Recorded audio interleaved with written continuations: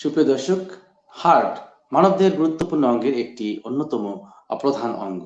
এই হৃদযন্ত্র সৃষ্টির শুরু থেকেই চলছে। যেদিন বন্ধ হয়ে যাবে এই নশ্বর পৃথিবী, অর্থাৎ আমাদেরকে ছেড়ে চলে যেতে হবে এই সুন্দর পৃথিবী। আর তাই তো হৃদরোগের এবং হার্টের বিভিন্ন রোগের কারণ, চিকিৎসা, প্রতিকার নিয়ে স্বাস্থ্য বিষয়ক অনুষ্ঠান রেনেটা হৃদস্পন্দনের আজকে দ্বিতীয় পর্বে আমরা আপনাদেরকে আহ্বান জানাচ্ছি। আমরা গুরুত্বপূর্ণ একটি বিষয় নিয়ে আলোচনা করব, আর সেটি হচ্ছে উচ্চ কোলেস্টেরল এর ক্ষতিকর প্রভাব এবং সেই সাথে হৃদরোগের ঝুঁকি। আর এই বিষয়ে বিশেষজ্ঞ মতামতের জন্য আমাদের স্টুডিওতে গেস্ট এক্সপার্ট হিসেবে উপস্থিত আছেন অধ্যাপক doctor Mohammad Taufiqur Rahman Faruqui, professor and head department of cardiology, Colonel Malek medical college, প্রাক্তন head department of interventional cardiology, national institute of cardiovascular disease and hospital, NICVD। প্রিয় দর্শক, আপনাদের সঙ্গে পুরোটা সময় জুড়ে থাকবো আমি ডাক্তার বাসুদেব কুমার সাহা, এবং আপনাদের জন্য আজকের এই আয়োজন। অতএব আপনারা রাষ্ট্রীয় অফিসিয়াল কমেন্ট বক্সে উচ্চ কোলেস্টেরলের ক্ষতিকর দিক বা এই বিষয়ে কোনো কিছু জানতে চাইলে আমাদের কমেন্ট বক্সে আপনার সুনির্দিষ্ট প্রশ্নটি রাখুন। আজকের বিশেষজ্ঞ অতিথি আপনাদের প্রশ্নের উত্তর প্রদান করবেন। চলুন দর্শক, পরিচিত হই আমাদের আজকের অতিথির সাথে। স্যার, আপনাকে অনেক অনেক স্বাগত রাষ্ট্রীয় স্টুডিওতে আজকের দ্বিতীয় পর্বে অংশগ্রহণ করার জন্য। কেমন আছেন স্যার? আছি, আলহামদুলিল্লাহ ভালো আছি। ধন্যবাদ আপনাকে, ধন্যবাদ রাজ টিভিকে, ধন্যবাদ রেনাটাকে। অনেক অনেক ধন্যবাদ। প্রিয় দর্শক, আজকের এই অনুষ্ঠানের scientific partner Renata limited, powered by Rulip. চলুন আমরা আলোচনায় যুক্ত হই। প্রথমে স্যারের কাছে আমার জিজ্ঞাসা, স্যার, কোলেস্টেরল এটি নিয়ে কিন্তু মানুষের যথেষ্ট উদ্বিগ্ন, যথেষ্ট তারা মানে মানে কি বলবো যে একটু ঝুঁকির মধ্যে থাকে, একটা অজানা বিষয় থাকে যে হাই কোলেস্টেরল এই শব্দটার সাথে তারা খুবই বেশি ওতপ্রোতভাবে জড়িত। তা আমরা যদি কোলেস্টেরলটা, এই হাই কোলেস্টেরল অর্থাৎ কোলেস্টেরলে মানে ভূমিকা কি আমাদের শরীরে, এটা সম্পর্কে প্রথমে একটু জানতে চাই। মানব দেহে কোলেস্টেরলের ভূমিকা, পরবর্তীতে আমরা হাই কোলেস্টেরলের ক্ষতিকর দিক সম্পর্কে জানবো। ধন্যবাদ আপনাকে। কোলেস্টেরল হলো মানবদেহের প্রতিটি কোষের জন্য একটা অপরিহার্য অংশ। আমরা বলি আমাদের কোষের যে পর্দা আছে চারিপাশে শুরু করে কোষের বিভিন্ন অঙ্গ বা অঙ্গাণু যেগুলো আছে, যেগুলো কোষের মধ্যে থাকে, প্রত্যেকটা জিনিসের মধ্যে আসলে এরা কোলেস্টেরল আছে বা চর্বি জাতীয় পদার্থ থাকে। সুতরাং এই চর্বি জাতীয় পদার্থ কিন্তু দেহ গঠনের জন্য অপরিহার্য। এবং শুধু দেহ গঠন না, দেহের বিভিন্ন বিপাক প্রক্রিয়া বলেন, বিভিন্ন আমাদের রিয়াকশনস বলে, বিভিন্ন যে এই যে আমরা যে চলমান আছি, এই চলমান যত প্রক্রিয়াগুলো শরীরের মধ্যে ঘটে থাকে, এই সবকিছুর সাথে আসলে ওতপ্রোতভাবে এই যে কোলেস্ট্রল বা রক্তের যে চর্বি বলে বা কোষের যে চর্বি, সেগুলো আসলে জড়িত। সুতরাং এই চর্বি যাতে এটাকে কখনো অবহেলা করা যাবে না, যে না আমরা একদম চর্বি, যেটা কোশ্চেনই আসে আসলে, যে আসলে আমরা কি চর্বি জাতীয় খাবার একদম খাবো না, বা চর্বি জাতীয় খাবার খেলে আসলে কি আমাদের রক্তের কোলেস্ট্রল বাড়ে, বা রক্তের কোলেস্ট্রলের সাথে আসলে চর্বি জাতীয় খাবারের সম্পর্ক কি, অথবা এটাকে প্রায় রোগীরা অনেক সময় কোশ্চেন করতে, স্যার আমরা দেখেন যে হালকা পাতলা মানুষ, আমি খাইও খুব কম কিন্তু আমার তো রক্তের কোলেস্ট্রল খুব বাড়তি, স্যার এই বাড়তি কেন? অনেক সময় রোগী আমাদের কাছে প্রশ্ন করে। আবার অনেক সময় দেখে যে আমরা প্র্যাকটিক্যালি দেখি অনেক সময়, যেমন আমাদের পুরান ঢাকার অনেক রোগী আমাদের কাছে আসে যারা দেখা যাচ্ছে যে 2 বেলা 3 বেলা বিরিয়ানি খায়, তাদের কোলেস্ট্রলের মাত্রা দেখছি অনেক সময় নর্মাল, ইভেন তাদের এনজিওগ্রামও নর্মাল থাকে। এই ধরনের বিভিন্ন ধরনের কনফিউশন বা বিভিন্ন ধরনের এটা তৈরি হয় যে আসলে তৈলাক্ত খাবার চর্বির মাত্রা বাড়বে কিনা, বা যাদের হার্টের সমস্যা, তো যেহেতু সামনে আলোচনা আসবে যে এই বিষয়ে, যে আমরা হার্টে ব্লক হয়েছে বা এনজিওগ্রামে ব্লক পাওয়া গেছে, অথবা রিং বসানো হয়েছে, বাইপাস সার্জারি করা হয়েছে, এখন এইগুলো করা যা আছে তারা আসলে তৈলাক্ত খাবার আদৌ খেতে পারবে কিনা। কারণ রোগী এসে প্রায় আমাদের কাছে বলে যে ওই হাসপাতালে ভর্তি হওয়ার পরে যখন আসে দেখা যায় খুব রোগী দুর্বল, রোগী বলে যে স্যার আমার তো খাওয়া দাওয়া সব নিষিদ্ধ, আমার তো সব খেতে, আমার সিল মেরে দিছে, আমার খাওয়া দাওয়া সব নিষিদ্ধ, আমি গরু মাংস, খাসির মাংস, তারপরে ডিম, এগুলো স্যার খেতে পারবো, মানে খেতে পারবো কিনা, বা খাওয়া তো আমার নিষিদ্ধ হয়ে গেছে। এই ধরনের বিভিন্ন জিনিস আসলে কোশ্চেন, এগুলো আমাদেরকে অনেক সময় বোঝাতে হয় বা ডিল করতে হয়, যেটা হয়তো ভবিষ্যতে যে সামনে আলোচনা আছে, আলোচনার সময় আসলে চলে আসবে। সেই জন্য কোলেস্ট্রল আসলে আমরা এই বিষয়টি নিয়ে স্যার আমরা আরো আরো গভীরে যুক্ত হব। এর পর্যায়ে আমরা একটু জানতে চাই স্যার যে কোলেস্ট্রল যদি আমরা ক্লাসিফিকেশন করে থাকি যে কি কি ধরনের কোলেস্ট্রল শরীরে রয়েছে। অনেকে বলে আমার এলডিএল, অনেক এইচডিএল বা ট্রাইগ্লিসারাইড, এগুলো যে আমরা বলছি, তো একটু যদি কোলেস্ট্রলের আমরা টাইপস গুলো আপনার কাছ থেকে স্যার জানি। ধন্যবাদ আপনাকে। জি, ধন্যবাদ আপনাকে। এটা খুবই মানে প্রয়োজনীয় একটা প্রশ্ন। সেটা হলো, যদি আমরা রোগীদের ভাষায় যদি আমরা মানে ক্লাসিফিকেশন করি, সেটা কোলেস্ট্রলকে আমরা দুই ভাগে ভাগ করি, একটা ভালো কোলেস্ট্রল, একটা খারাপ কোলেস্ট্রল। এখন ভালো কোলেস্ট্রলের মধ্যে বলা হয় যে একটা যে আমরা এইচডিএল বলি, হাই ডেন্সিটি লাইপোপ্রোটিন। আর খারাপ কোলেস্ট্রল হলে তিনটা কোলেস্ট্রল আছে, যে তিনটা কোলেস্ট্রলকে খারাপ বলা হয়। যেমন টোটাল কোলেস্ট্রল, যেমন এলডিএল, ট্রাইগ্লিসারাইড, এই তিনটা কোলেস্ট্রলকে খারাপ কোলেস্ট্রল বলা হয়। তো রোগীরা স্বাভাবিকভাবে কোশ্চেন করে যে এই তিনটা কোলেস্ট্রল কেন খারাপ, এটা কেন ভালো। সেই প্রসঙ্গে যদি আমরা আলোচনা করি, সেটা হলো যে এই যে তিনটা কোলেস্ট্রলকে, টোটাল কোলেস্ট্রল, তারপরে ট্রাইগ্লিসারাইড, তারপরে হলো এলডিএল, এই তিনটা কোলেস্ট্রলটা খারাপ মানে হলো এই তিনটা কোলেস্ট্রল যদি রক্তে বৃদ্ধি পায়, রক্তে যদি যে মাত্রা থাকার কথা সেই মাত্রার চেয়ে যদি বেশি থাকে, তাহলে এই কোলেস্ট্রল গুলো আমাদের শরীরে বিভিন্ন ধরনের ক্ষতিকর প্রভাব ফেলে। তার মধ্যে একটা হলো যে শরীরের বিভিন্ন রক্তনালী আছে, বিভিন্ন অর্গানে যে রক্তনালী আছে, রক্তনালীর মধ্যে সেটা চর পড়তে সহায়তা করে বা আমরা ব্লক হতে সহায়তা করে, যেটা বলি, বা অ্যাথেরোস্ক্লেরোটিক প্লাগ বলি আর কি, বা চর পড়তে সহায়তা করে এগুলা। আর এর মধ্যে আবার ট্রাইগ্লিসারাইড যে চর্বিটা আছে, যে চর্বিটা মূলত কার্বোহাইড্রেট থেকে তৈরি হয় বেশি, এই কোলেস্ট্রলটা বাড়লে চর পড়ার পাশাপাশি বা ব্লক হওয়ার পাশাপাশি, এটা খুব বেশি হলে আমাদের অগ্ন্যাশয় বা প্যানক্রিয়াস নামে এক ধরনের অর্গান থাকে, এখানে প্রদাহ হওয়ার সম্ভাবনা বেড়ে যায়, অনেক প্রদাহ হতে পারে। সুতরাং এইটা ওই আমাদের ট্রাইগ্লিসারাইড বা অন্যান্য যে তিনটা যে কোলেস্ট্রল কথা বললাম, যে ট্রাইগ্লিসারাইড সহ এলডিএল বা টোটাল কোলেস্ট্রল, এগুলোকে যথাসম্ভব কমিয়ে রাখতে হবে, না আমাদের স্বাভাবিক মাত্রার মধ্যে রাখতে হবে। আর এইচডিএল কোলেস্ট্রল যেটা আমরা বলতেছিলাম, হাই ডেন্সিটি লাইপোপ্রোটিন, বা এটা বলতেছিলাম ভালো কোলেস্ট্রল, এই কোলেস্ট্রলটা ভালো কেন, এটা বেশি থাকলে আমাদের রক্তে যে কোলেস্ট্রল, খারাপ কোলেস্ট্রল যেগুলো থাকে, বা রক্তে যে চর্বি জমা হয় রক্তনালীতে, এগুলো সেটা ক্লিয়ার করে এইচডিএল কোলেস্ট্রল। এই কারণে এই কোলেস্ট্রলটা ভালো, মানে এটা ব্লক হতে বাধা দেয় বা হার্ট ভালো রাখে। আমরা যদি একই কথা বলতে পারি যে হার্ট এবং অন্যান্য, শুধু হার্ট না, ব্রেন, কিডনি, যেখানে যেখানে আসলে রক্তনালীতে ব্লক হতে পারে, ইভেন পায়ের রক্তনালীতেও কিন্তু ব্লক হয়, বা এই যে আমাদের এই ব্রেনের রক্তনালীতে ব্লক হয়। এই যে ব্লক গুলো থেকে সেটা আসলে এই ব্লক হওয়ার টেন্ডেন্সি যেটা বা প্রবণতা যেটা, সেটা আসলে কমায় দেয়, সেটা হলো এইচডিএল কোলেস্ট্রল। এই জন্য এইচডিএল কোলেস্ট্রলকে ভালো কোলেস্ট্রল বলা হয়। সেই জন্য যদি আমি অনেক এরকম সামারি করি, সেটা তার হলো যে মানে স্যার আমাদের এখানে, কোলেস্ট্রল।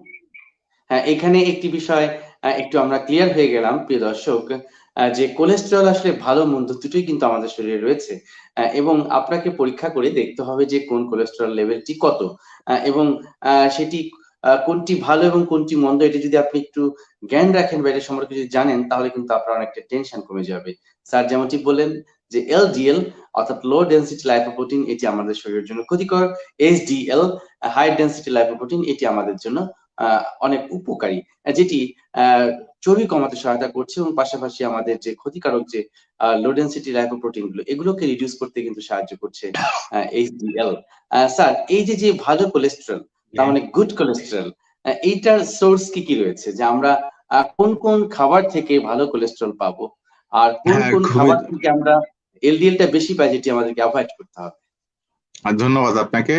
এইটাই হলো অনেক মানে খুব প্রয়োজনীয় প্রশ্ন। সেটা হলো যে স্বাভাবিকভাবে যদি আমাদের এইচডিএল বাড়াতে হবে, তাহলে এইচডিএল আমরা কি কিভাবে বাড়াইতে পারি।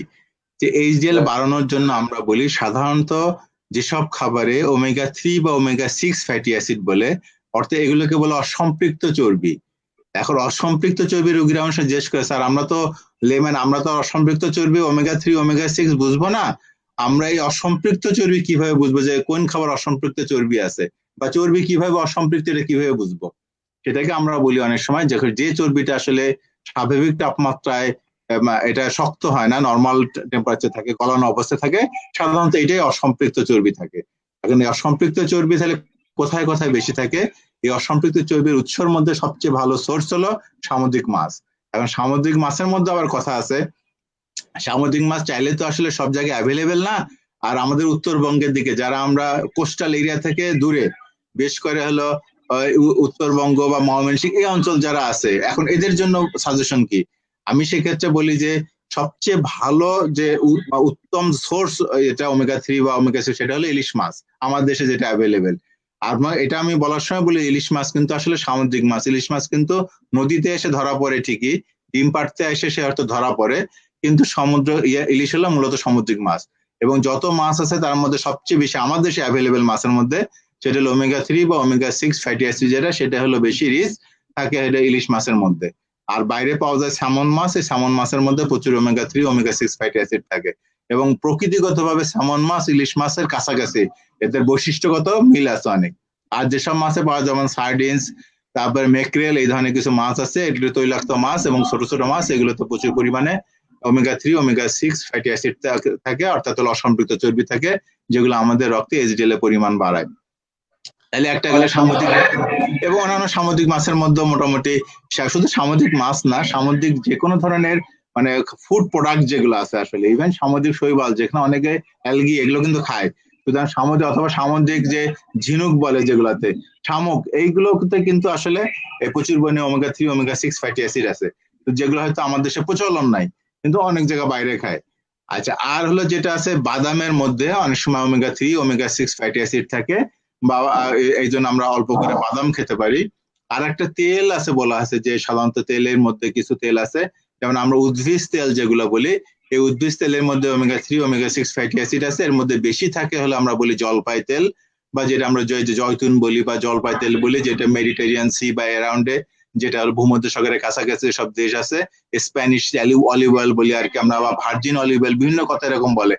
এইগুলোতে প্রচুর বানিয়ে আছে, আমাদের সূর্যমুখী তেলে আছে, স্যাফলাওয়ার অয়েল আছে, সানফ্লাওয়ার অয়েল আছে।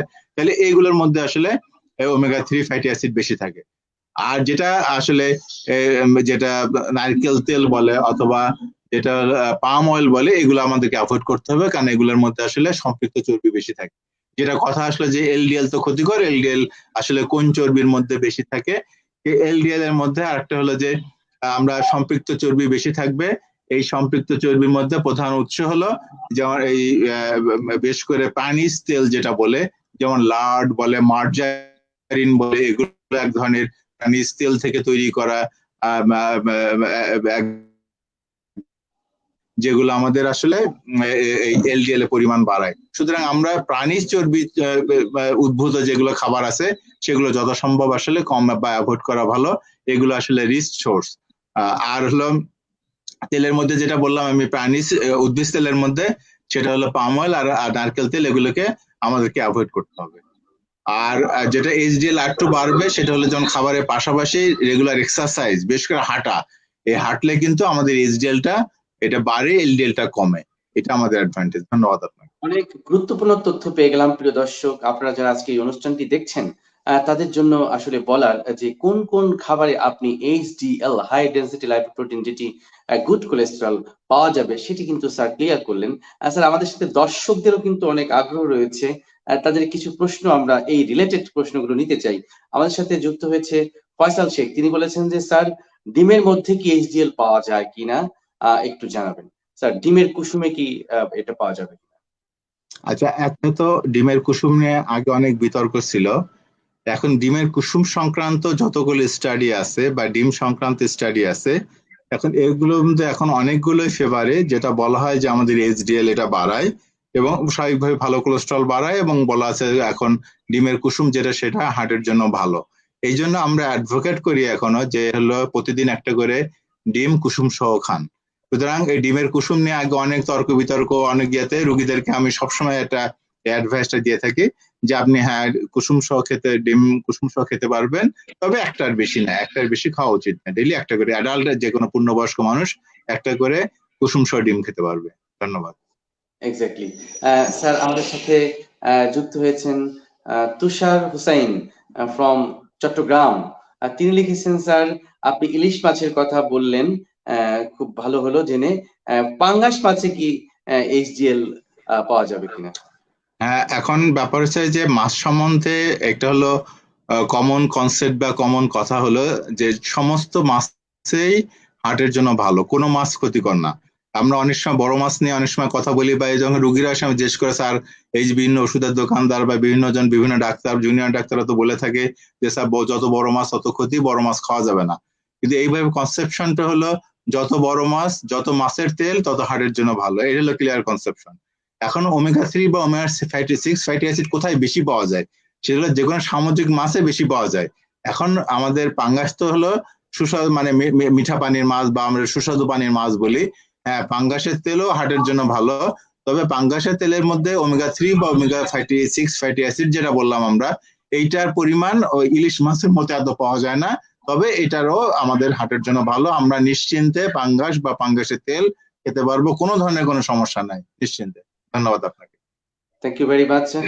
ইকবাল হোসেন যুক্ত হয়েছেন খুলনা থেকে, তিনি লিখেছেন স্যার, গরুর মাংস খাসির মাংসে কি এলডিএল এর মাত্রা বেশি থাকে কিনা এবং এতে আমাদের উচ্চ কোলেস্টেরল হয়ে যাওয়ার সম্ভাবনা রয়েছে কিনা? না, ঠিক আছে, এখন ব্যাপারটা হচ্ছে যে এইটুকু আমাদের প্রথমে মানে খুবই ভালো প্রশ্ন যে এটা জানতে হবে, সেটা হলো যে আমাদের রক্তের যে কোলেস্ট্রল যেটা আছে সেটা কি কি ফ্যাক্টরের উপর নির্ভর করে, রক্তের কোলেস্ট্রল কি কি বিষয়ের উপরে আসলে মানে কি কি বিষয় বাড়ে, বেশ করে এলডিএল কোলেস্ট্রলটা যেটা আমরা বলতেছি বাড়লে ক্ষতিকর। এখন এর আগে আমি কিন্তু শুরুতে একটু বলেছিলাম অনেক সময় যে হালকা পাতলা রোগীও এসে বলে স্যার আমি তো কোলেস্ট্রল জাতীয় ওষুধ খাই না, অথবা আমি স্যার আমাদের ফ্যামিলিগত ভাবে আমরা চর্বি জাতীয় জিনিস অ্যাভয়েড করি কিন্তু আমার কোলেস্ট্রলের মাত্রা হাই। সেই জন্য একটা এই বিষয়টা আমাদের ক্লিয়ার করা দরকার, সেটা হলো যে রক্তে কোলেস্ট্রল বা এলডিএল আসলে কি কারণে বাড়ে বা টোটাল কোলেস্ট্রল কি কারণে বাড়ে। সেটা হলো যে এইটা আসলে একটা আমাদের সাধারণত জিনগত একটা ত্রুটি, যে জিনগত ত্রুটির কারণে আমাদের নর্মালি যে যতখানি কোলেস্ট্রল তৈরি হওয়ার কথা তার চেয়ে বেশি বেশি কোলেস্ট্রল তৈরি হয়। সুতরাং যা রক্তে কোলেস্ট্রলের মাত্রা বাড়তে সেটা এক ধরনের রোগ, সেটা যে সে বেশি মাত্রা কোলেস্ট্রল খায় তার জন্য তার কোলেস্ট্রল বাড়তে, এটা আসলে ঠিক না।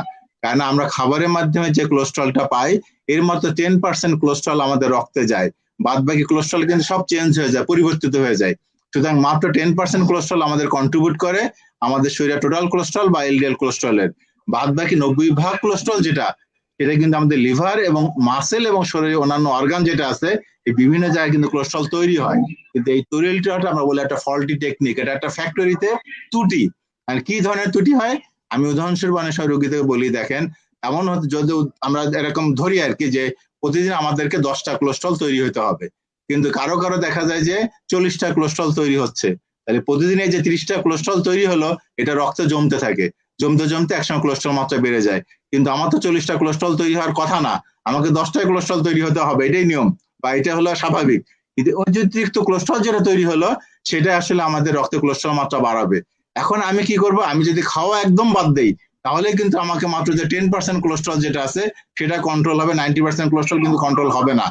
এটার জন্য অবশ্যই অবশ্যই আমাকে ওষুধ খেতে হবে যেগুলো কোলেস্ট্রলের মাত্রা কমায়। এই ক্ষেত্রে আমি না খেয়ে অথবা একদম খাবার বাদ দিয়ে অথবা একদম চর্বি জাতীয় খাবার, তেল জাতীয় খাবার সব বাদ দিয়ে দিলাম, এ দ্বারা কিন্তু আমার রক্তের ওই কোলেস্ট্রল নিয়ন্ত্রণ হবে না, বা এরকম আমাকে যেটা ব্যালেন্সড বলে আমার রক্তের যে কোলেস্ট্রল সেটা কিন্তু ব্যালেন্স হিসাবে আসবে না। এই কারণে আমি অল্প করে যেটা বললো, আমি কি গরুর মাংস খাসির মাংস কি একদম বাদ দিয়ে দিব, বা এর যে এলডিএল কোলেস্ট্রলটা বাড়ায় যেটা আমরা আলোচনার সময় বললাম যে প্রাণী চর্বি যেটা বাড়ায় এটা কি তাহলে একদম খাবো না? আমি বলি তা না, আপনি খেতে পারবেন অল্প করে, একদম নিষেধ না, আপনি 2-3 টুকরা খাবেন, বেশি খাবেন না। তাহলেই যেটা এছাড়া এই মাংসগুলোতে আরো এমন কিছু যেমন ভিটামিন B12 ছাড়াও আরো এমন কিছু প্রোটিন আছে বা অ্যামাইনো অ্যাসিড আছে যেগুলো খুবই ভ্যালুয়েবল। সুতরাং আপনি সবই খেতে হবে কিন্তু পরিমিত পরিমাণে, বেশি খাওয়া যাবে না, কারণ বেশি খেলে ওটা কিছুটা কোলেস্ট্রল আবার তো বেড়ে যাবে। এই জন্য আমাদেরকে পরিমিত পরিমাণে গরুর মাংস, খাসির মাংস বা ডিম যেটাই বললাম একটার বেশি খাওয়া উচিত না, সেটা খেতে পারা যাবে। আর যেটা হলো আমার রক্তের যে মাত্রা বেশি কোলেস্ট্রল যেটা, সেটা কিন্তু নিয়ন্ত্রণের জন্য আমাকে কিন্তু ওষুধ খেয়ে নিয়ন্ত্রণ করতে হবে, সেক্ষেত্রে আমি একদম খাবার বাদ দিয়ে নিয়ন্ত্রণ করতে পারবো না। ধন্যবাদ। আমরা তার এই চিকিৎসার পদ্ধতির বিষয়ে আসবো, তবে আমাদের কিছু দর্শকদের প্রশ্ন নিতে হয়, কারণ আমাদের আয়োজনটি দর্শকদেরকে ঘিরেই। আলমগীর মোহাম্মদ, কিভাবে কোলেস্ট্রল কমাতে হবে এই বিষয়ে স্যার বলেছেন, আমরা আবারও আলোচনা করব। ধন্যবাদ। মোহাম্মদ সেলিম যুক্ত আছেন, সজল ভদ্র যুক্ত আছেন, মাহমুদুল হাসান যুক্ত আছেন। তিনি একটি প্রশ্ন করেছেন, স্যার আমার বয়স 35, আমার এলডিএল 145 এবং এইচডিএল মাত্র 29 এবং টিজি অনেক বেশি। আমি ট্যাবলেট রোলিভ 5 মিলিগ্রাম একটি করে খাই। আমি আর কি করতে পারি স্যার, একটু মতামত চাই। মোহাম্মদ ধন্যবাদ মাহমুদুল আপনাকে হাসান। মাহমুদুল হাসান। আচ্ছা, আপনার বয়স 35 বছর বয়সে আপনার দেখা যাচ্ছে যে এইচডিএল কম, এটা একটা রিস্ক ফ্যাক্টর। 29, আপনার এইচডিএল টা থাকা উচিত 50-এর উপরে। এখনকার স্ট্যান্ডার্ড কিন্তু এইচডিএল টা থাকা উচিত, অনেক বইতে কিংবা অনেক রেফারেন্সে কিন্তু লেখে 35। মানে আমরা যে ল্যাবরেটরি পরীক্ষা করি না, বিভিন্ন যে পপুলার বলেন, তারপর মেডিনোভা বলেন, অথবা আমাদের এই যে পদ্মা বলেন, যেটা মানে আমাদের কাছে বা ইসলামী ব্যাংক যে পরীক্ষা করুক ল্যাব এইড, এগুলোতে ওরা স্ট্যান্ডার্ড দিয়ে থাকে 35। আসলে 35 অনেক আগের কথা। এটা একদম রিসেন্টলি তারা যে আপডেট করছে, অনেক জায়গায় আমি দেখলাম আপডেটেড করা আছে, সেটা হলো এইচডিএল 50-এর উপরে থাকতে হবে। আর টিজি অনেক বেশি, টিজি বেশি থাকাটা রিস্ক ফ্যাক্টর। এখন টিজি যেটা আর কি, আমি যদি এই টিজি নিয়ে একটু আলোচনা করি, টিজি হয়তো আলোচনা করা হয় নাই, সেটা হলো ট্রাইগ্লিসারাইড, এক ধরনের চর্বি, যেটা বাড়ে হলে কার্বোহাইড্রেট জাতীয় খাবার খেলে তাদের বাড়ে, এবং যাদের ডায়াবেটিস আছে তাদের সাধারণত বাড়ে, বা যাদের আইজিটি আছে, ইম্পেয়ার্ড গ্লুকোজ টলারেন্স বলে, তাদের সাধারণত টিজি বেশি থাকে। এখন এই যে ট্রাইগ্লিসারাইড বেশি থাকে, এটার সাথে ওজনেরও একটা সম্পর্ক আছে বা ওবেসিটিরও সম্পর্ক আছে। এখন আপনার যদি ট্রাইগ্লিসারাইড বেশি থাকে, এটা ট্রাইগ্লিসারাইড কমানোর জন্য আপনি যেটা করি, আমি বলি ভাত, রুটি, আলু, চিনি, মিষ্টি, কোক, ফান্টা টান্টা যেগুলো আছে, এগুলো কমাই দিতে হবে একদম। যেখানে কার্বোহাইড্রেটের রিচ সোর্স যেগুলো আছে, সেগুলোকে আপনাকে নিয়ন্ত্রণ করতে হবে। ওজনের ব্যাপারে সতর্ক থাকতে হবে। আর যদি ডায়াবেটিস থাকে বা আইজিটি থাকে, ইম্পেয়ার্ড গ্লুকোজ থাকে, আপনাকে ডায়াবেটিসও কন্ট্রোল করতে হবে। কারণ অনেক ক্ষেত্রে দেখছি আমরা ডায়াবেটিস কন্ট্রোল করলে কিন্তু ট্রাইগ্লিসারাইড কমে যায়। আর যদি ট্রাইগ্লিসারাইডকে খালি পেটে বলা হয়, খালি পেটে ইন এমটি স্টোমাকে যদি আমরা অনেক সময় ফাস্টিং লিপিড প্রোফাইল করি, সে ফাস্টিং লিপিড প্রোফাইলে যদি ট্রাইগ্লিসারাইড 500-এর উপরে থাকে, তাহলে সেই ক্ষেত্রে ট্রাইগ্লিসারাইডকে ওষুধ খেতে হবে। আদারওয়াইজ আপনি যে রোলিভ খাচ্ছেন 5 মিলিগ্রাম করে, এই রোলিভ খাওয়ার পরে আপনি 3 মাস অন্তর অন্তর কিন্তু আপনার লিপিড প্রোফাইলটা চেক করে নিতে হবে। চেক করে নিতে হবে আপনার কি এলডিএল, কেন এই যে রোলিভ যেটা আপনার গ্রুপের ওষুধ, যে আমার বলা রোসুভাস্টাটিন যেটা আছে, এটাতে দেখা যাচ্ছে এইটা এলডিএল কমায়, আপনার এইচডিএল যেটা আছে কম আছে, সেটা কিন্তু এইচডিএল বাড়াবে, ইভেন ট্রাইগ্লিসারাইড যেটা বাড়তি আছে সেটাও কিন্তু সেটা কমাবে। সুতরাং আপনার হলো এই যে কোলেস্ট্রল বা টোটাল কোলেস্ট্রলকে সে কমায়। এখন এটা কমছে কিনা বা আপনাকে নর্মাল আসছে কিনা বা 5 মিলিগ্রাম আপনার জন্য এনাফ কিনা, বা এটাকে এই জন্য আপনাকে কিন্তু ওই যে 3 মাস পর পরীক্ষা করতে হবে। এছাড়া এই যে গ্রুপের ওষুধ আছে, সেই প্রসঙ্গে আমি বলে রাখি, যেহেতু দর্শক আছে অনেকে, সেটা হলো যারা স্ট্যাটিন বা এই গ্রুপের যে কোলেস্ট্রল কমানো ওষুধ খাচ্ছেন, এই কোলেস্ট্রল ওষুধের কিছু সাইড ইফেক্টও আছে। যদিও রোসুভাস্টাটিন এখনকার যে রিলিভ যেটা ব্র্যান্ডের কথা আমাদের দর্শক লিখছেন আর কি, এটা অনেক নিরাপদ। যে অ্যাট্রোভাস্টাটিন আগে যে কোলেস্ট্রল ওষুধ ছিল সেই তুলনায় এটা অনেক নিরাপদ। তারপরে এটা অনেক সময় লিভারের সমস্যা করে বা মাসেলের সমস্যা করে। সুতরাং লিভার বা মাসেলের যে ফাংশনটা, এটা এই লিভার ফাংশনের সমস্যা হলো কিনা বা মাসেল এনজাইম বাড়লো কিনা, এটা আসলে 2-4 সপ্তাহ পর পরে আসলে চেক করে আপনাকে দেখতে হবে যে এটা কোনো সমস্যা হয়। কেন কার বাড়বে কার সমস্যা হবে কেউ জানে না।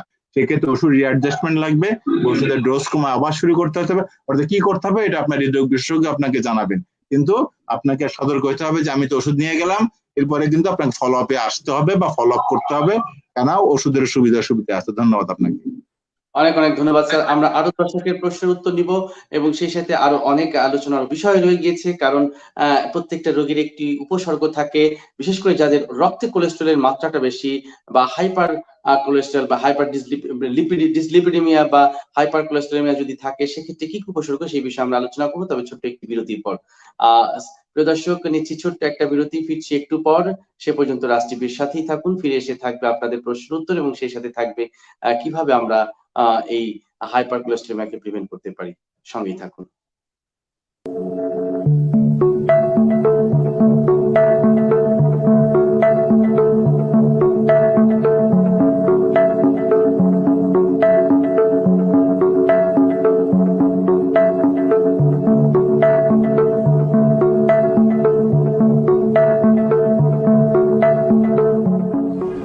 মানসিক রোগ মানেই কিন্তু পাগল নয়, এবং কাউকে এ ধরনের আখ্যায়িত করা একটা সামাজিক অপরাধ।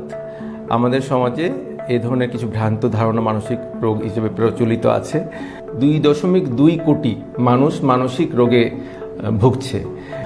প্রায় 92% থেকে 94% মানুষ মানসিক রোগীদের একটা অংশ কোনোক্রমেই সাইকিয়াট্রিস্ট কিংবা মানসিক রোগ বিশেষজ্ঞ শরণাপন্ন হচ্ছে না।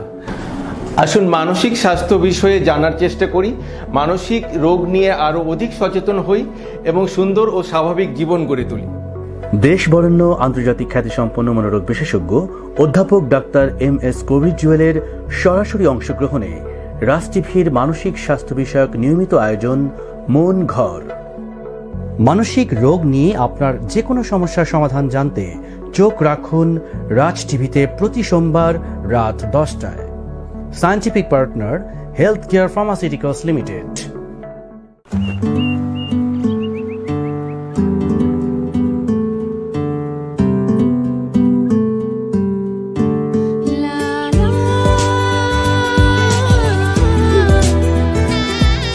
তুমি বড় একা হয়ে গেলে বাবা, নিজের দিকে খেয়াল রেখো। তুমি নিজের দিকে খেয়াল রেখো, মেয়েটাও বিদেশ চলে গেল।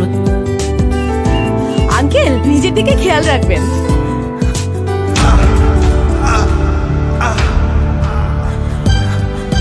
Hello, universal cardiac hospital.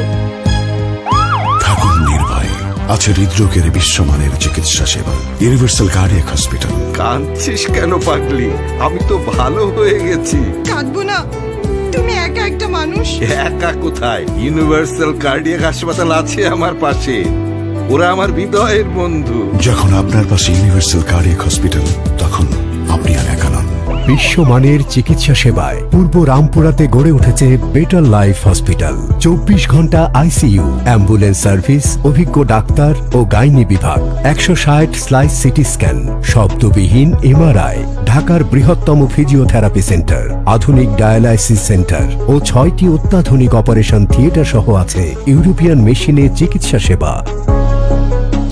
Better life hospital limited, 1 পূর্ব Rampura, DIT road, Dhaka.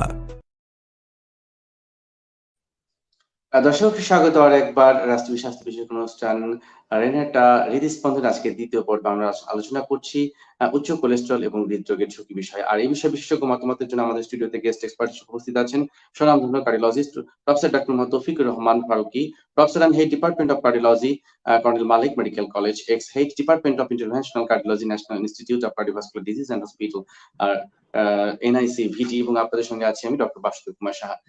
Sir, যেমনটা আমরা বলছিলাম যে বিরতির আগে, যে আমাদের দর্শকদের কিছু প্রশ্ন নিতে চাই এবং বরাবরের মতন আমাদের দর্শকদের প্রশ্নের উত্তরগুলো আপনার কাছ থেকে নিব।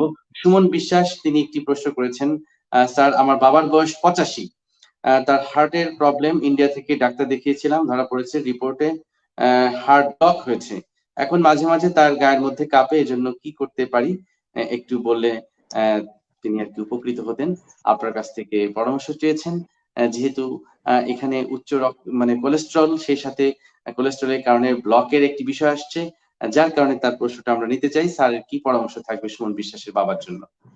হ্যাঁ, ধন্যবাদ সুমন বিশ্বাস আপনাকে। এখন আপনার বাবার বয়স 85, স্বাভাবিকভাবেই আমাদের দেশের তুলনায় একটু বয়স্ক বা সিনিয়র সিটিজেন উনি। এখন এই যেহেতু সিনিয়র সিটিজেন, আপনি যেহেতু গায়ের মধ্যে কাঁপার কথা বলছেন, এখন এই কাঁপাটা প্যালপিটেশন কিনা বা হার্টের কাঁপা কিনা, অথবা আপনার শরীরে যে অনেক সময় কাঁপে বা শরীর মাথা কাঁপে, এরকমও সমস্যা দেখা যায়। এখন যদি হাত পা কাঁপা বা মাথা কাঁপা যদি রোগ হয়, যেটা আমরা পার্কিনসনিজম বলি, তো সেই ক্ষেত্রে আসলে আপনার নিউরোলজি বিশেষজ্ঞের সাথে পরামর্শ করে সেভাবে ওষুধ নেবেন। আর অথবা এমন হতে পারে যে আপনার বুক কাঁপে বা যেটা হার্টের সমস্যা আছে, ব্লক আছে, বুক কাঁপতে পারে। যদি বুক কাঁপা বা প্যালপিটেশনের সমস্যা হয়, তাহলে আপনি অবশ্যই হৃদয় বিশেষজ্ঞের সাথে পরামর্শ করে আপনাকে এটা মূল্যায়ন করে তারপরে হলো আপনাকে আসলে ওষুধ খেতে হবে। কারণ কি ধরনের ওষুধ খেতে হবে, কিছু ওষুধ নির্দিষ্টভাবে এখানে বলা যাবে না, কারণ কোন ওষুধ আছে যেগুলো প্রেশার কমায়, কোন ওষুধে প্রেশার বাড়ায়। এখন এই জন্য সুনির্দিষ্টভাবে হয়তো ওগুলো পরীক্ষা নিরীক্ষা করে আপনাকে চিকিৎসা দেওয়া যাবে যদি বুক কাঁপে। আর এখন যেহেতু আপনার বলছেন যে রিপোর্টে হার্টে ব্লক ধরা পড়ছে, এখন রিপোর্টে ব্লকে চিকিৎসা করাইছেন কিনা আমি ঠিক জানি না। আর হার্টে ব্লক হলেই যে চিকিৎসা রিং বসানো বা বাইপাস সার্জারি জিনিসটা তা না, এখানে আসলে ব্লকের সুনির্দিষ্ট কিছু চিকিৎসা আছে। দেন ব্লকের চিকিৎসা বলতে আমরা 3 ধরনের চিকিৎসা বুঝি। সেটা হলো একটা হলো ওষুধের চিকিৎসা আছে, আর একটা আছে হলো যে রিং চিকিৎসা আছে, আর একটা বাইপাস সার্জারি করা হয়। এখন যদি আপনার ব্লকের মাত্রা কম থাকে, আমরা বলি 70 কম থাকে, তাহলে সেক্ষেত্রে আসলে চিকিৎসা হলো শুধু ওষুধ। যদি ব্লক 1টা 2টা 3টা 4টা 5টা 6টা ব্লকও থাকে এবং ব্লকের মাত্রা যদি 70 কম থাকে, তাহলে সেক্ষেত্রে আমরা রিং বসাই না বা বাইপাস করি না, সেক্ষেত্রে ওষুধ দিয়ে চিকিৎসা দেই। আর যদি ব্লকে 70 উপরে থাকে ব্লকের মাত্রা, এবং যদি মূল রক্তনালী যদি এফেক্টেড হয় বিশালী, সেক্ষেত্রে আমরা হয় রিং বসাই দিই অথবা বাইপাস সার্জারি করে থাকি। তাহলে এটা হলো চিকিৎসা। অবশ্য আপনার চিকিৎসা কি করছেন সেটা অবশ্য জানান নেই, হয়তো চিকিৎসা হয়তো হয়েছে বা যেটা হয়তো ওনারা স্বাভাবিকভাবে যেহেতু দেখছেন আর তো সুনির্দিষ্ট চিকিৎসা দিয়েছেন। অনেক আর অনেক বাদ ধন্যবাদ বাকি স্যার। আসলে এই যে নিশ্চয়ই আরো ডিটেলস জানাতে পারবেন এবং সেই সাথে স্যারেরও পরামর্শ গ্রহণ করতে পারবেন। স্যার এই জি পর্যায়ে একটু ধন্যবাদ। জানতে চাই যে যদি উচ্চ কোলেস্টেরলের মাত্রা শরীরে থাকে সেক্ষেত্রে কি কি উপসর্গ একটি রোগীর মধ্যে দেখা যেতে পারে? একজন রোগী কিভাবে বুঝবে তার শরীরে কোলেস্টেরলের মাত্রাটা হাই হতে পারে? কোনো আলামত বা উপসর্গ রয়েছে কিনা? হ্যাঁ, ধন্যবাদ আপনাকে। এখন হলো যে সাধারণত রক্তে কোলেস্ট্রল মাত্রা বাড়লেও কিন্তু রোগী বুঝতে পারে না যতক্ষণ পর্যন্ত না এই রক্তের কোলেস্ট্রলটা শরীরের বিভিন্ন জায়গায় জমা হয়ে, বিশেষ করে কয়েক জায়গায় জমা হতে পারে, একটা রক্তনালীতে বা রক্তনালীর দেওয়ালে জমা হবে এবং জমা হতে হতে যখন এমন আছে ব্লকের মাত্রা 70% উপরে যায় তখনই সাধারণত রোগী সিমটোমেটিক হয়।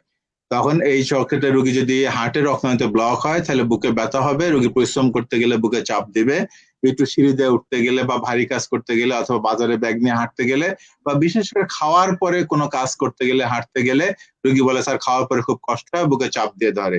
তাহলে এই ধরনের সমস্যা হতে পারে। এটা যদি হার্টের রক্তনালীতে ব্লক হয়। যদি ব্রেনের রক্তনালীতে ব্লক হয় তাহলে যে কোনো সময় ব্রেন স্ট্রোক করতে পারে। আর যদি আমাদের পেটের রক্তনালীতে ব্লক হয়, যেটা আমরা মেসেন্ট্রিক আর্টারি ইসকেমিয়া বলি, পেটের রক্তনালীতে ব্লক হলে অনেক সময় দেখা যায় অনেক রোগী এরকম আছে যে পেটে ব্যথা, পেটের রক্তনালীতে ব্লক আছে, সে বিভিন্ন পরীক্ষা নিরীক্ষা করতেছে, বিভিন্ন কিছু পরীক্ষা, কোনো রিপোর্ট ধরা পড়ে না, কিন্তু আসলে তার কি হয় যে পেটের রক্তনালীতে ব্লকের কারণে খাওয়ার সময় যেটা আছে রক্ত সরবরাহ রক্তনালীতে কমে যায়, তখন কিন্তু এরকম আমাদের অন্ত্রে কিন্তু পেটে ব্যথা হয়। এই পেটে ব্যথাটা হয় আসলে এই যে রক্তনালীতে, পেটের রক্তনালীতে ব্লক হওয়ার কারণে। অথবা পায়ের রক্তনালীতে ব্লক হতে পারে। এই পায়ের রক্তনালীতে ব্লক হলে তখন মেনলি হাঁটতে গেলে রোগী বলে আমার পা ধরে আসে, আবার একটু বিশ্রাম নিলে আমার ভালো লাগে, আবার হাঁটতে গেলে আমার দুই পায়ে বা এক পায়ে আমার ধরে আসে, ডান পা বাম পায়ে। মানে যে পায়ের রক্তনালীতে ব্লক হবে সে পায়ের সান্ধ্য পরিশ্রম করতে গেলে পায়ের পিছনে মাংসপেশিতে বলে যে কামড়ায় ধরে বা চাপায় ধরে, অথবা আমার আটকায় আসে, রোগী বলে অনেক সময় যে আটকে আসে। তাহলে এই ধরনের সমস্যা হতে পারে। এমনও হতে পারে যে এই যে ব্লক যেটা তৈরি হয়, ব্লকটা ফেটে যে কোনো সময় করে হার্ট অ্যাটাক বা ব্রেন স্ট্রোক, বা ইভেন দেখা যায় কিডনিতেও কিন্তু রক্তনালীতে, কিডনির যে রক্তনালী আছে রেনাল আর্টারি বলি আর কি আমরা, এখানেও কিন্তু ব্লক হতে পারে এবং ব্লক হয়ে রোগীর প্রেশার বাড়তে পারে, অথবা এই ব্লক হয়ে যেটা আছে যে কোনো সময় কিডনি ইনফাকশন বা কিডনি ড্যামেজ পর্যন্ত হতে পারে বা ক্রনিক রেনাল ফেলার পর্যন্ত হতে পারে। তাহলে এখন এইটা গেল আসলে যে রক্তনালীতে বিভিন্ন জায়গায় ব্লকের সমস্যা। এছাড়া এটা হলো তো গেল রোগীর উপসর্গ বা রোগীর। এছাড়া দেখা যায় যে রক্তের কোলেস্ট্রল কারো কারো ক্ষেত্রে শরীরের বিভিন্ন জায়গায় বিশেষ করে চামড়ার নিচে জমা হয়। এর মধ্যে দেখবেন যে অনেকের এই যে আমরা চোখের পর্দা যেটা বলি আর কি আমরা, লিড বলে, আপার আই লিড, এখানে দেখবেন ছোট ছোট ছোট ছোট ছোট সাদা সাদা, অনেক সময় এটাকে আমরা বলি জ্যান্থেলাজমা, অর্থাৎ ওই ছোট ছোট এই যে কোলেস্ট্রলের যে বা চর্বি যেটা আছে স্কিনের নিচে বা চামড়ার নিচে জমা হয় এবং এটা উঁচু উঁচু থাকে। এটা আমরা বলি ইনডাইরেক্টলি এইসব রোগীর ক্ষেত্রে সাধারণত রক্তের চর্বি মাত্রা বাড়তি থাকে। কিন্তু কারো কারো ক্ষেত্রে দেখা গেছে গবেষণা করে যে এই রক্তের চর্বি মাত্রা স্বাভাবিক হলেও এরকম জ্যান্থেলাজমা হতে পারে।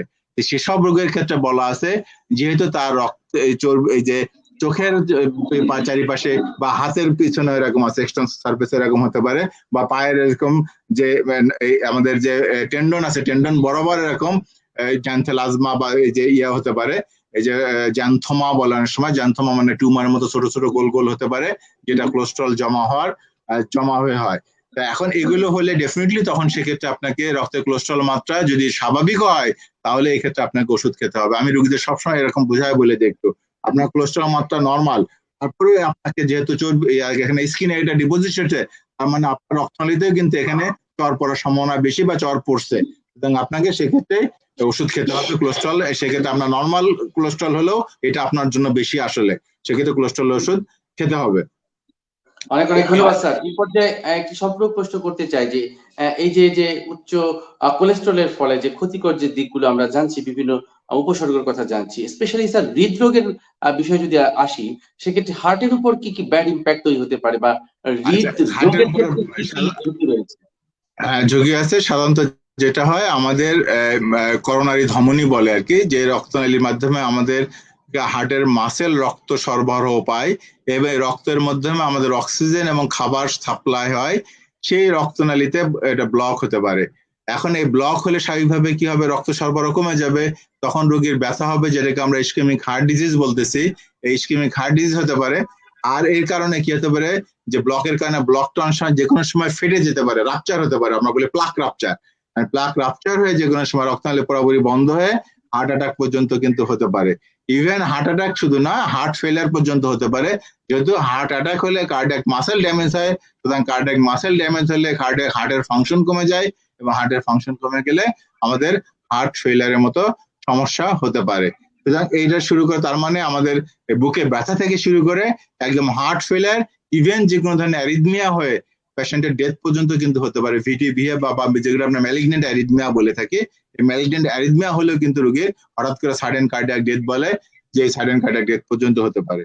ধন্যবাদ আপনাকে। তার মানে স্যার এই উচ্চ কোলেস্টেরল এটি কত ডেঞ্জারাস, আসলে আপনার এই আলোচনা না শুনলে আমাদের মনে হয় দর্শকরা বুঝতেই পারতো না যে এটি কতটা নীরব ঘাতক। যে কোনো মুহূর্তে হার্ট অ্যাটাক হয়ে মানুষ মৃত্যুবরণ পর্যন্ত করতে পারে। অতএব এই জায়গাটিতে স্যার আমাদের কি কি সতর্কতা অবলম্বন করতে হবে? অর্থাৎ এই যে উচ্চ কোলেস্টেরলটাকে কমানোর জন্য, বা যাতে আমাদের শরীরে মাত্রাতিরিক্ত না হয়, সেক্ষেত্রে আমাদের রেগুলার কি কি চেক আপ করা প্রয়োজন, কি কি পরীক্ষা করার প্রয়োজন, এবং সেই অনুযায়ী কি কি মেডিকেশন গ্রহণ করা প্রয়োজন? ধন্যবাদ আপনাকে। এখন একটা ব্যাপার আমরা আলোচনার সময় কিন্তু চলে আসছে, যেটা যে রক্তের কোলেস্ট্রল বাড়বে, তারপরে সেটা রক্তনালীতে ডিপোজিট হবে, রক্ত ডিপোজিট হওয়ার পরে 70% বেশি ব্লক হবে, তখন কিন্তু রোগীর সমস্যা শুরু হবে বা সিমটম হবে। তাহলে কি আমরা এতদিন বসে থাকবো? মোটেই না। তার মানে আমাদেরকে আগে থেকে, আমার বয়স যদি 30-এর কাছাকাছি হয় বা 30 বছরের বেশি হয়, যাদের যেই বয়স থেকে সাধারণত কোলেস্ট্রলের মাত্রা বাড়তে শুরু করে, সেক্ষেত্রে কিন্তু আমাদেরকে প্রতি বছর অন্তত একবার করে হলো রক্তের কোলেস্ট্রলের মাত্রা, আমরা সিরাম লিপিড প্রোফাইল বলি। এটা অনেক সময় কনফিউশন আছে, আমরা কি খালি পেটে করব নাকি বড় পেটে করতে পারবো। এখনকার কনসেপশন হলো আপনি যে কোনো সময়, আপনি খালি পেট হোক বা ভরা পেট হোক, লিপিড প্রোফাইল করতে পারবেন। লিপিড প্রোফাইলে এখন আর সুনির্দিষ্ট নিয়ম নাই।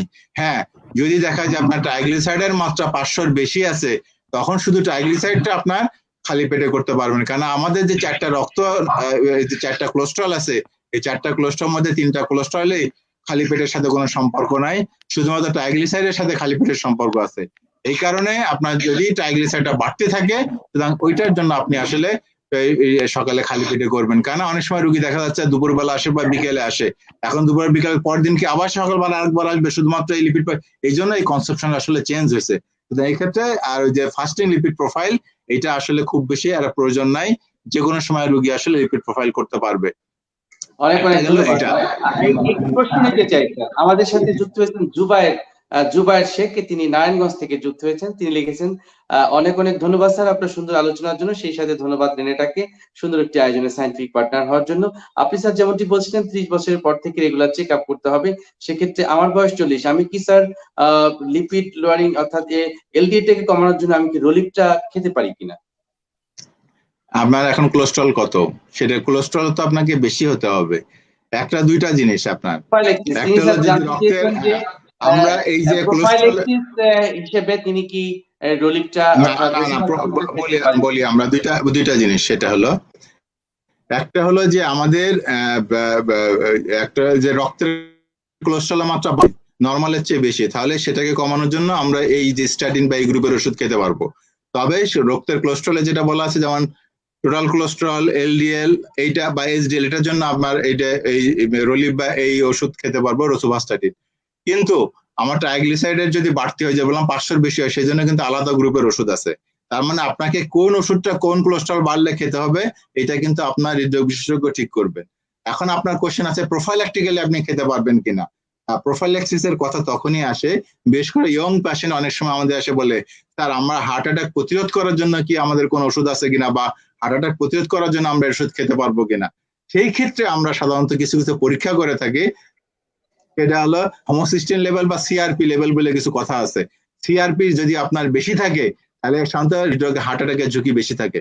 এখন অনেকে বলা হয় সিআরপি লেভেল কমানোর জন্য আপনার কোলেস্ট্রল নর্মালও আছে, কিন্তু সিআরপি লেভেল আপনাকে স্বাভাবিক করার জন্য অনেক সময় আমরা রোসুভাস্টাটিন হাই ডোজে, সেটা কিন্তু 5 মিলিগ্রাম খেলে হবে না, সেক্ষেত্রে 10 বা 20 মিলিগ্রাম খাওয়ার প্রয়োজন আছে, কিন্তু সেটাও আপনার হৃদরোগ বিশেষজ্ঞের পরামর্শ হিসাবে খেতে হবে।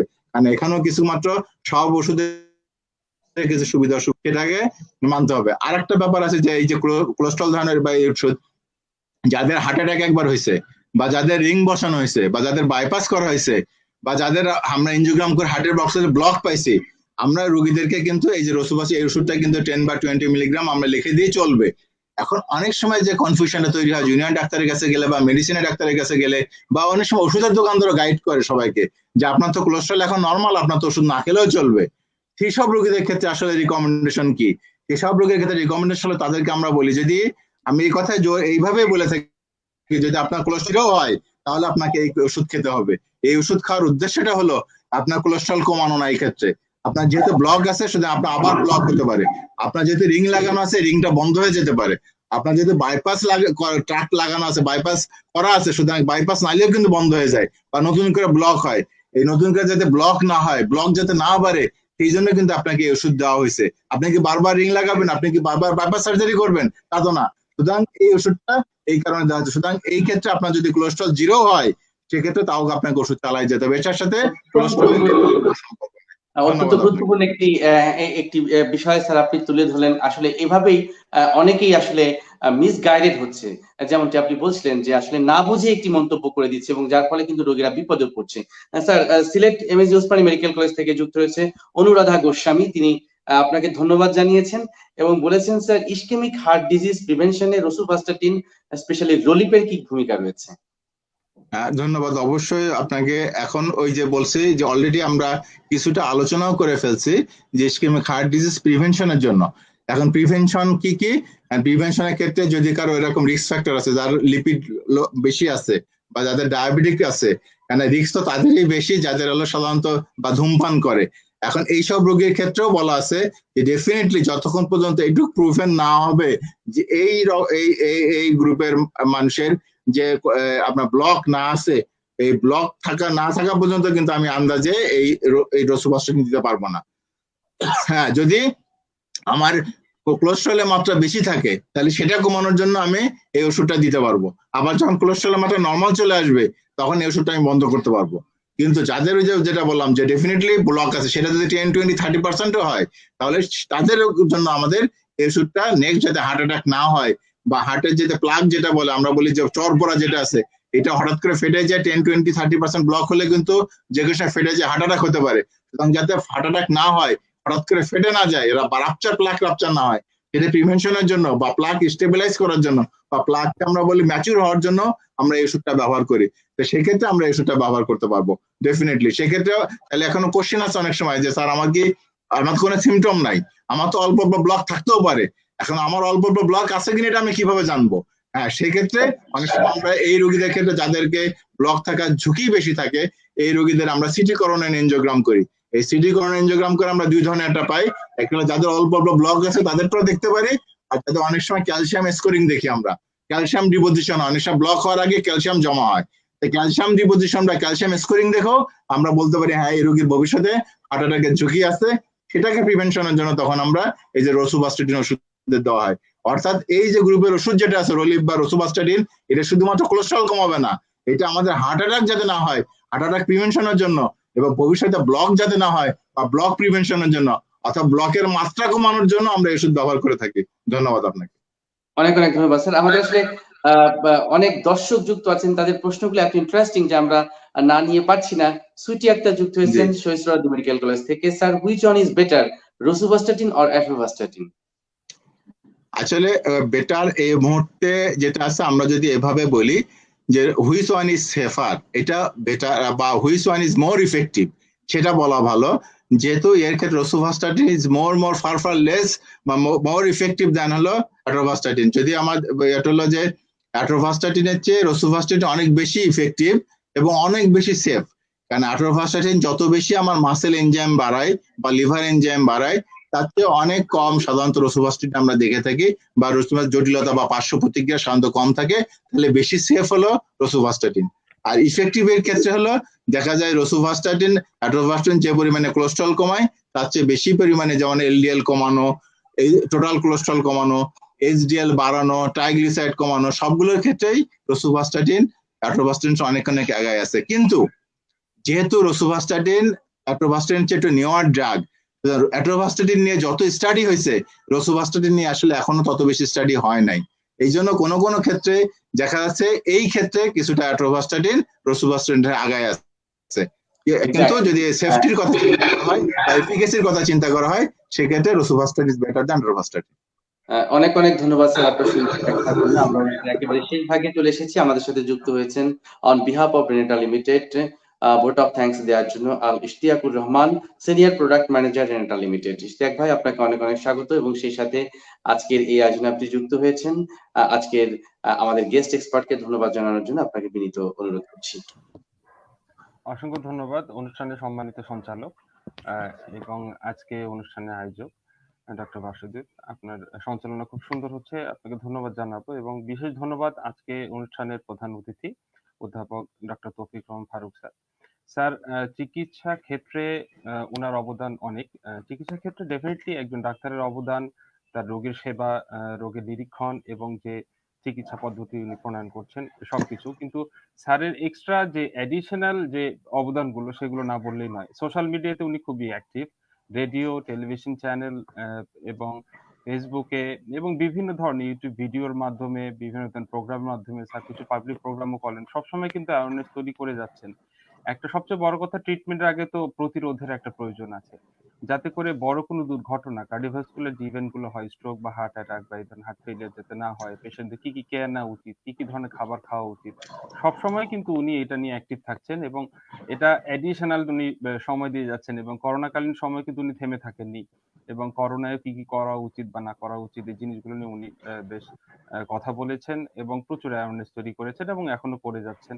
স্যার আমেরিকান হার্ট অ্যাসোসিয়েশনের ফেলো এবং অনেক একাডেমিক, প্রচুর পড়াশোনা করেন এখনো। স্যারের জন্য আমরা অনেক দোয়া করব, আমাদের জন্য দোয়া করবেন স্যার। বাংলাদেশের জন্য এটা একটা বড় পাওয়া স্যারের মতো একজন চিকিৎসক। দোয়া করি স্যার আপনি অনেক উন্নতি করেন আপনার চিকিৎসা ক্ষেত্রে এবং আমাদের দেশে যে রোগী আছে তারা যেন অনেক উপকার পায়। এতটুকুই বলা। অসংখ্য ধন্যবাদ। আপনাকে সমাজ।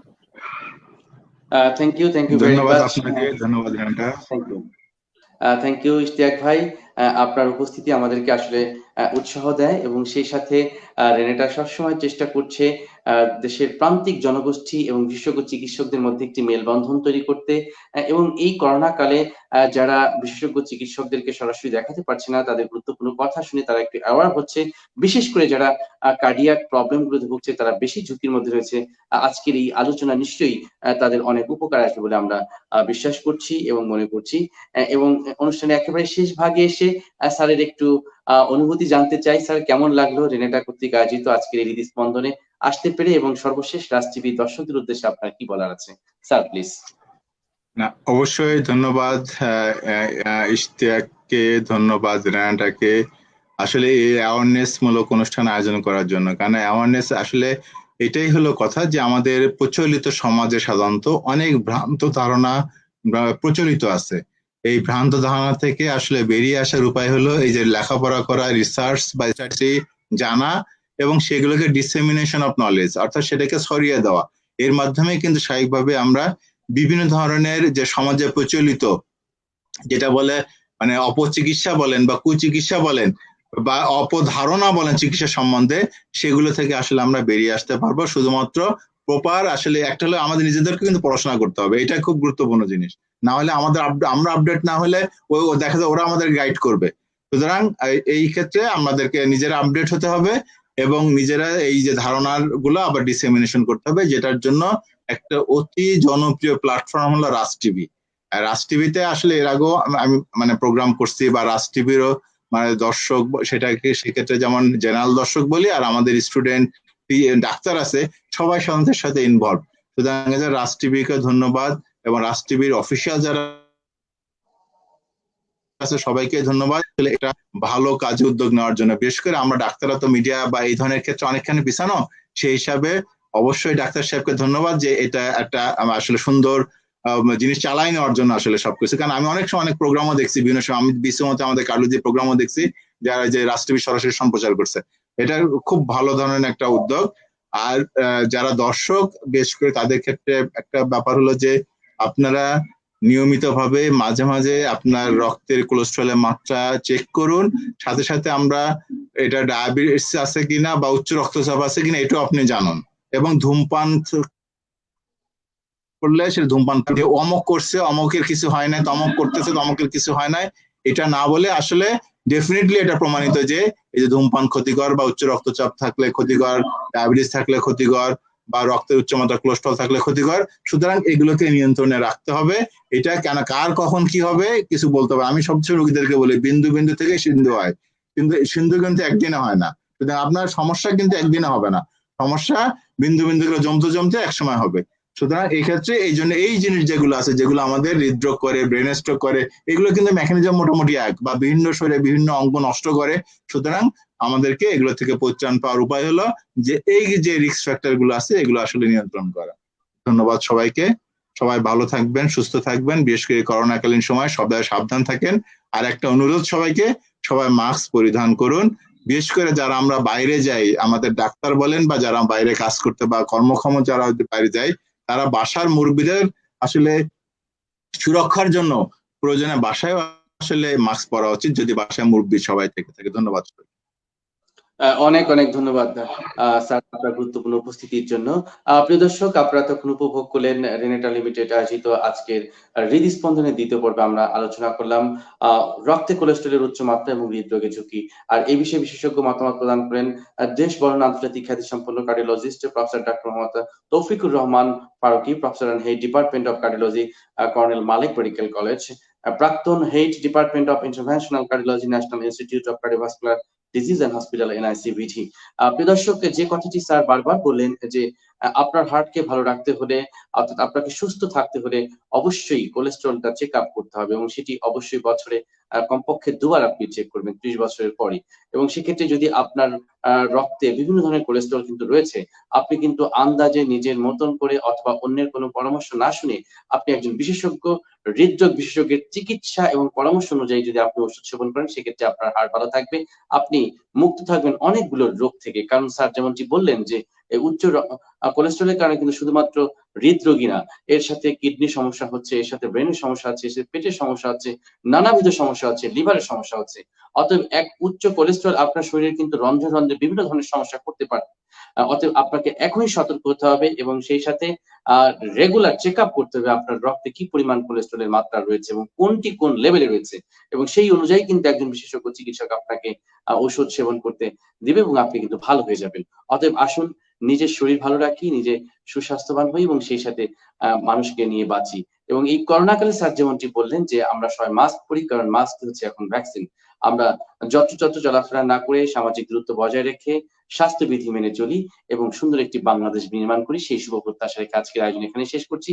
দেখা হবে আগামী পর্বে। সে পর্যন্ত ভালো থাকুন, সুস্থ থাকুন এবং রাজ টিভির সাথেই থাকুন। You are watching Raj TV, Jagorone, Bangladesh. Please subscribe our channel.